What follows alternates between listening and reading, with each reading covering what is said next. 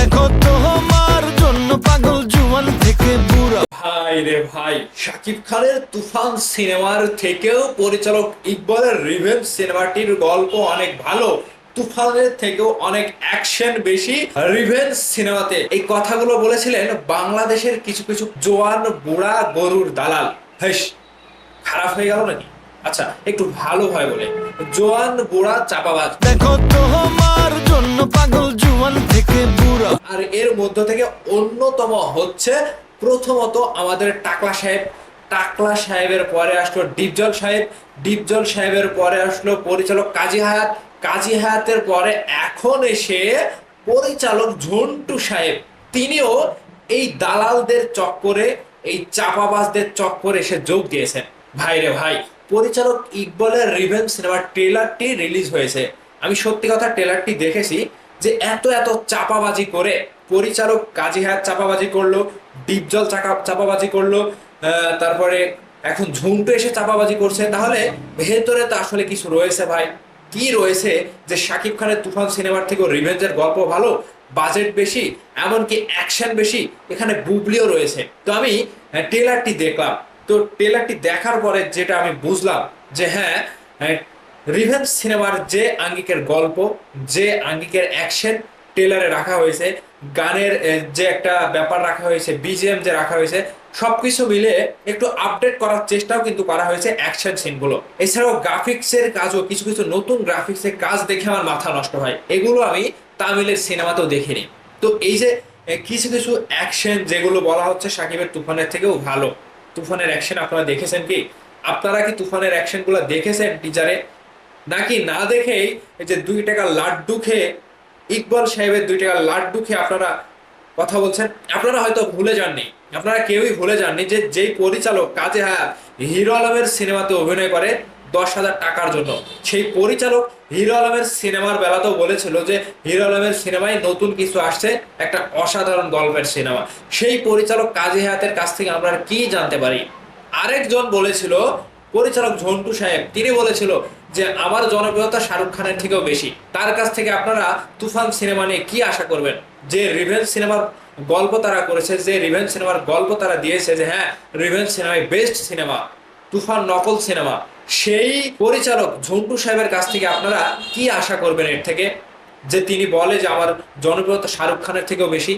আরেকজন গরুর দালা নাকি সরি চাপাবাজ আমাদের অভিনেতা ডিপজল সাহেব, তিনি যে কথাটা বলেছে যে তুফান তো রিমেক সিনেমা, তুফান তো নকল সিনেমা, এই নকল সিনেমা বাংলাদেশের মানুষ দেখবে না। তাহলে তুফান সিনেমাটি নিয়ে শাকিব খানের ক্যারিয়ারের এই পর্যন্ত যে কয়টা সিনেমা রয়েছে, কেন বলা হচ্ছে যে তুফান শাকিব খানের সিনেমার একটা অন্যরকম টার্নিং পয়েন্ট? এরপর থেকে যদি সিনেমা করতে হয় তাহলে তুফানের থেকেও বড় সিনেমা করতে হবে। বাংলাদেশের কোনো পরিচালক কিংবা প্রযোজক শাকিব খানকে নিয়ে যদি বস্তা বস্তা সিনেমা করে তাহলে আর চলবে না। যেটা শাকিব খান ভাই বলেছে যে যদি ভাবতে হয় তুফানের থেকে বড় কোনো কিছু নিয়ে ভাববে, এর নিচে নয়।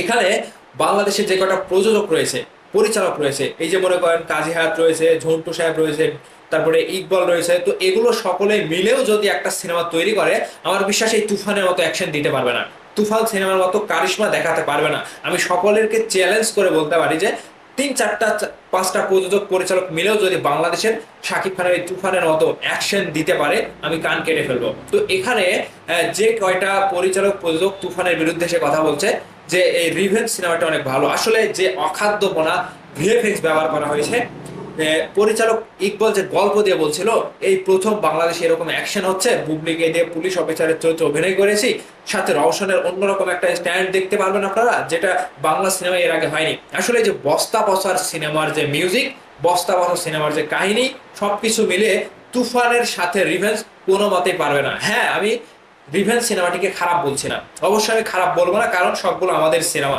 এখন এই যে রিভেঞ্জ সিনেমা দিয়ে যদি তুফানের প্রতিপক্ষ হয়ে তুফানের সাথে যদি চ্যালেঞ্জ করেন এবং 1 নম্বরের ঈদের সিনেমা হিসেবে যদি ধরেন, তাহলে সেটা তুফান। সেটা আমার ব্যক্তিগত মতামত থেকে আমি বলছি যে রিভেঞ্জ ভালো সিনেমা হলেও তুফানের সাথে টেক্কা দেওয়ার মতো কোনো সিনেমা না। যে কথাগুলো, যেই চাপাবাজগুলো তুফান নিয়ে রিভেঞ্জের সাথে তুলনা করেছিল, রিভেঞ্জ ভালো গল্পের সিনেমা, অ্যাকশন ধাঁচের সিনেমা, ওই যে ডিডি ডিডি করে গুলি করলেই তুফানের মতো সিনেমা এরকম হয় না, মানে ভালো গল্প হয় না, ডিডি অ্যাকশন থাকলেই, মায়ের ফায়ারিং স্টাইল সব কিছু থাকলেই তুফান সিনেমা ভালো হয় না। তো এগুলো নিয়ে আমি পরিচালক প্রযোজকদের বলতে চাই যে আপনাদের গুণগত মান কমে গিয়েছে।